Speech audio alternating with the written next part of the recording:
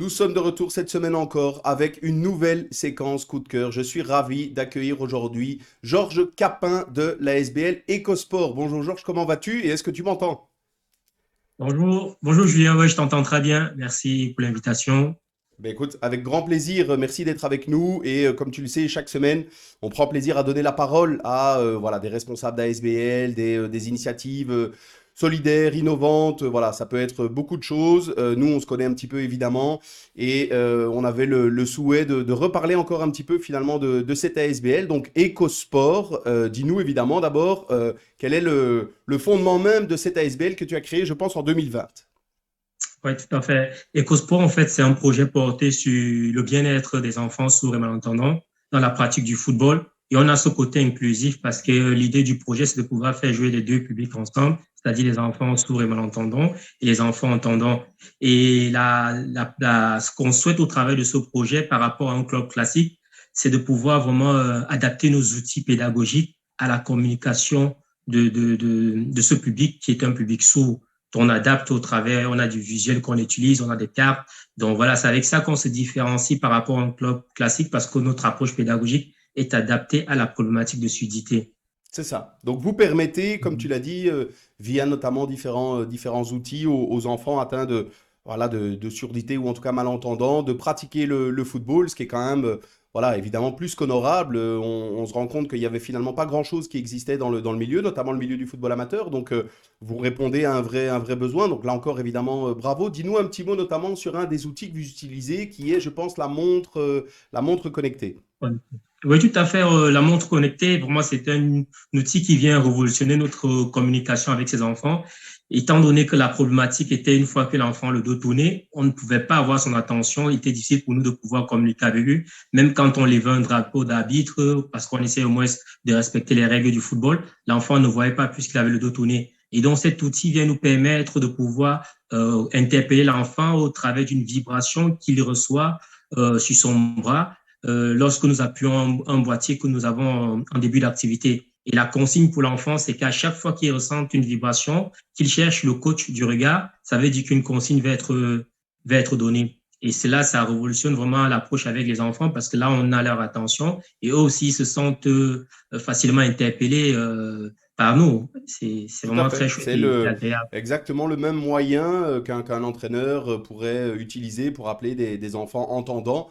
C'est exactement Tout le à même fait. principe. Donc vous avez réussi justement à, on va dire, contourner cette problématique-là pour leur permettre de vivre l'expérience pleinement. Donc bah, écoute, top. Tout à Merci. fait. Quels sont, je l'ai dit, hein, ça a été créé en 2020. Dis-nous un petit peu d'abord comment ça a été le début du parcours, le fait de créer une ASBL dans le milieu, de Ouais. devoir trouver certainement un endroit pour donner ces entraînements. Voilà, après un an, on peut faire une forme de petit bilan. Mais tout à fait, effectivement, c'était pas évident. On l'a créé, on l'a lancé en pleine Covid. Et voilà, c'est une idée qui est partie via une problématique que j'ai constatée parce que j'ai un neveu qui est sourd à la base et il vivait pas mal de rejets. Et sur base de ce constat, je me suis dit pourquoi ne pas casser cette barrière de la langue au travers du sport, du football en plus, qui était un sport universel, comme nous le savons tous bien. Et voilà, je me suis donné ce challenge et avec le soutien de mon épouse, ben, on a mis l'ASBL sur pied et on a une équipe qui nous est rejoint au fur et à mesure.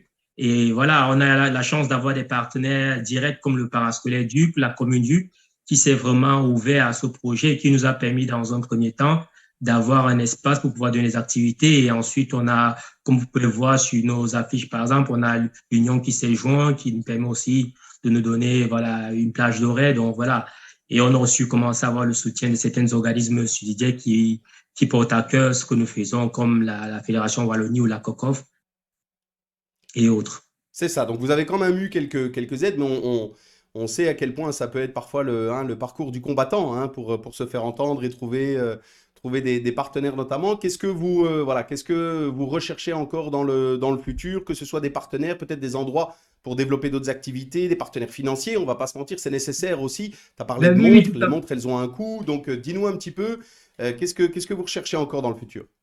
Oui, tout à fait. On cherche déjà au niveau de l'accompagnement que nous avons au niveau de ces organismes qui soutiennent, c'est de revoir un peu notre position parce que voilà, au début, nous avons mis de nos frais à nous. C'est après que voilà, ça commence à venir au niveau de suicide, mais il faudrait qu'on revoie vraiment notre approche au niveau de nos entrées pour pouvoir vraiment bien porter le projet, étant donné que c'est un projet innovant dans le sens du mot parce que cette approche pédagogique, ça n'existait pas avant. Donc, nous sommes dans la recherche. C'est pourquoi nous travaillons, par exemple, avec une illustratrice qui travaille sur les cartes pédagogiques. On a cet outil de la montre qui vient révolutionner, qui n'y avait pas, ça n'existait pas dans une approche footballistique. Donc, toutes ces choses, ça engendre un coût, ça engendre un capital temps et qu'il faut bien sûr rémunérer certaines personnes stratèges dans le projet pour Bien qu'ils ne sûr. puissent pas se lasser parce que voilà, le capital temps, je crois que tout employé, c'est ça qui donne à son employeur pour être rémunéré à la fin du mois. Donc, c'est à cela qu'il faudrait qu'on arrive pour pouvoir avoir des sujets qui peuvent nous permettre de garder des personnes importantes dans notre projet, ne serait-ce qu'en mi-temps pour pouvoir continuer à développer ce projet pour le bonheur d'un plus grand nombre d'enfants.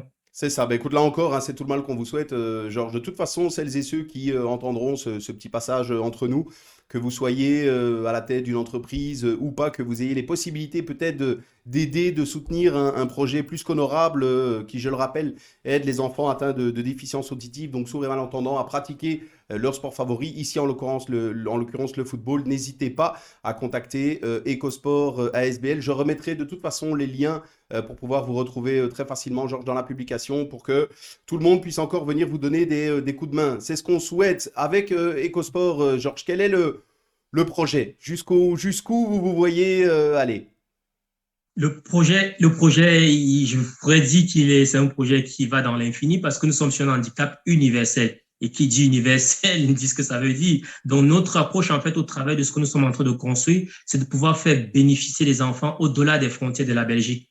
Ça veut dire tout ce que nous sommes en train de construire comme approche pédagogique, nous voulons le partager avec d'autres pays parce qu'il y a d'autres enfants qui vivent de cet Bien handicap sûr. dans d'autres pays, partager notre expérience, partager tout ce que nous avons pu découvrir, expérimenter et mettre en pratique pour le bonheur de ces enfants. Donc, c'est ça la vision des causes, c'est de pouvoir s'étendre au-delà des frontières de la Belgique, d'où nous avons commencé même déjà une petite initiative qui va bientôt se faire savoir avec des écoles spécialisées parce qu'on veut aller chercher le public là où il se trouve vraiment pour montrer qu'il y a possibilité de pouvoir s'inclure dans la société au travers du sport, notamment le football que nous avons choisi. Donc voilà vraiment la vision d'EcoSport, enfin de sensibiliser voilà, d'autres pays qui pourront regarder ce qu'on fait pour cette communauté, pour cette jeunesse, parce qu'on dit le futur et l'avenir, c'est dans la jeunesse. Donc voilà, miser sur cette jeunesse qui pourra voilà, lever les standards demain. Quoi.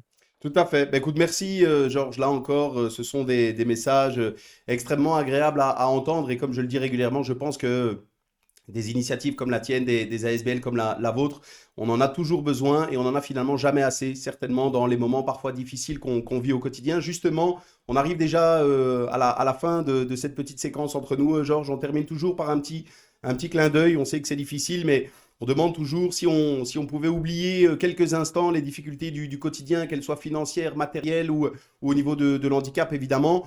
On te donne une baguette magique. Dis-nous un petit peu quel est le souhait, quel est le rêve. Ben déjà, le souhait d'abord pas avec d'abord des remerciements pour toute l'équipe que j'ai pu déjà mettre autour du projet et pour tous ceux qui nous soutiennent. C'est déjà vraiment d'abord leur envoyer vraiment quelque chose d'agréable encore dans leurs valeurs qu'ils ont et voilà, et le souhait, c'est vraiment de pouvoir toucher encore un grand nombre de personnes parce que c'est vraiment un projet, bien qu'il soit important et qu'il construit quelque chose dans la société, il n'est pas encore assez vraiment mis à sa valeur au niveau des institutions qui sont censées vraiment pousser ce genre d'initiative. Vraiment, cette baguette magique, on pourrait l'utiliser pour qu'il y ait encore plus de personnes sensibles et qui viennent vraiment regarder ce qu'on veut faire et comprendre quel est notre besoin spécifique pour l'impact de ce projet dans la société et au-delà. Et voilà, c'est un projet porté 100% belge et qui va faire écho, comme le nom le dit, EcoSport. Eh ben écoute, là encore, merci Georges, tu le dis bien, hein, on va terminer là-dessus.